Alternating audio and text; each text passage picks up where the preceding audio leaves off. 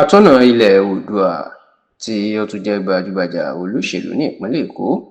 tó sì tún jẹ́ ọ̀kan lára àwọn adarí ẹgbẹ́ òṣèlú People's Democratic Party (PDP) ìyún Olóyè Ìbíyìnká Bọ̀dé George bàbá mà ti sọ̀pọ̀ ọ̀rọ̀ ránṣẹ́ sí gómìnà tẹ́lẹ̀ ní ìpínlẹ̀ Kwara tó tún ti jẹ́ ààrẹ ilé-ìgbìmọ̀ aṣòfin àgbà tẹ́lẹ̀ lórílẹ̀‐èdè Nàìjíríà ìyẹn Sẹ́nẹ́tọ̀ Bùkọ́lá Sàràkí. Ó ti sọ̀rọ̀ burúkú ránṣẹ́ sí sẹ́ẹ̀lídà gẹ́gẹ́ bó ṣe máa ń pe Sàràkí ní ìpínlẹ̀ Kwara wípé bí ẹnikẹ́ni ò bá lè bá a sọ òótọ́ ọ̀rọ̀ ẹyọ kan ṣoṣo, Bọ̀dé George ní òun yóò bá Sàràkí sọ òótọ́ ọ̀rọ̀ bíi 12 nítorí ó ní bí ọmọ ní Sàràkí jẹ́ sóun àti wípé gbogbo nǹkan lòun fi jùlọ ń di òṣèlú tó sì ní ẹnu ń gbà láti bá a sọ̀rọ̀ pé ìwà ìdójútì ńlá ní Sàràkí ló lọ wù ní ìlú Àbújá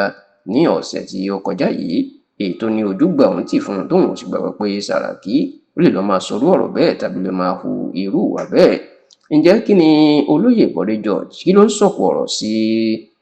Bùkọ́lá Sàràkí sí? Kí ni nǹkan tí Bùkọ́lá Sàràkí tó ṣe fún bàbá náà? Ó mà ní lórí rògbòdìyàn tó ń ṣẹlẹ̀ nínú ẹgbẹ́ òṣèlú PDP báyìí, èyí tó ti jẹ́ kí ẹgbẹ́ òṣèlú náà kó fọ́ sí méjì tó sì jẹ́ pé níṣe ni alága méjì ọ̀tọ̀ọ̀tọ̀ ló ti wà nínú ẹgbẹ́ òṣèlú PDP báyìí.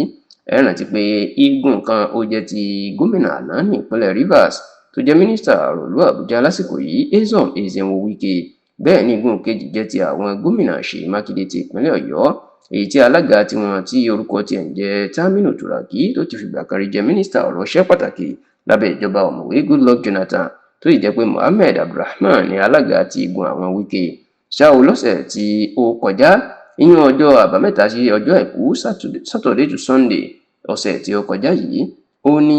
igun ẹgbẹ́ òṣèlú PDP ti Wike ni wọ́n ṣe ìpàgọ́ wọn ètò olóyìnbó ń pè ní National Convention ní ìlú Àbújá tó sì jẹ́ pé níbẹ̀ gan-an mà ní Sàràkí ló ti sọ̀rọ̀ tí Bọ̀dé George tó ń bínú sí tó ń sọ̀kò ọ̀rọ̀ sí. Ǹjẹ́ ọ̀rọ̀ wo ni Sàràkí sọ? Ó ní bó ṣe pé Wike ní olórí àti aṣáájú ẹgbẹ́ òṣèlú PDP Nàìjíríà báyìí èyí tí wọ́n ń pè ní national leader tó sì ní òun ní aṣíwájú tó ń ṣíwájú àwọn nínú ẹgbẹ́ òṣèlú PDP báyìí. Ọ̀rọ̀ yìí gan-an ló máa bí Bọ̀dé George nínú. Bọ̀dé George tó jẹ́ pé igun ẹgbẹ́ òṣèlú PDP tí Wike lòun náà wà ó yarí nínú ìfọ̀rọ̀wérọ̀ tó ṣe pẹ̀lú ìwé ìròyìn Daily Independent nínú ti jẹ́ kó di mọ̀ pé ojúgbà òun ti pé Sàràkí lè lọ́ọ́ máa pe irú Wike ní olórí PDP lásìkò yìí. Ó ní ọ̀rọ̀ tí ó tàbùkù Sàràkí fúnra ẹ̀ ni nítorí pé kò yẹ kí irú ẹ̀ kó lè máa sọrú ọ̀rọ̀ bẹ́ẹ̀ tí olóyè Bọ̀dé George sì jẹ́ kó di mọ̀ pé bí ẹnikẹ́ni ò bá lè sọ fún Sàràkí pé nǹkan àtijú pátápátá gbà ló ṣe ó lẹ́nu òun gbà á, òun sì lè sọ fún pé nǹkan àtijú ló ṣe àti pé ní tó pe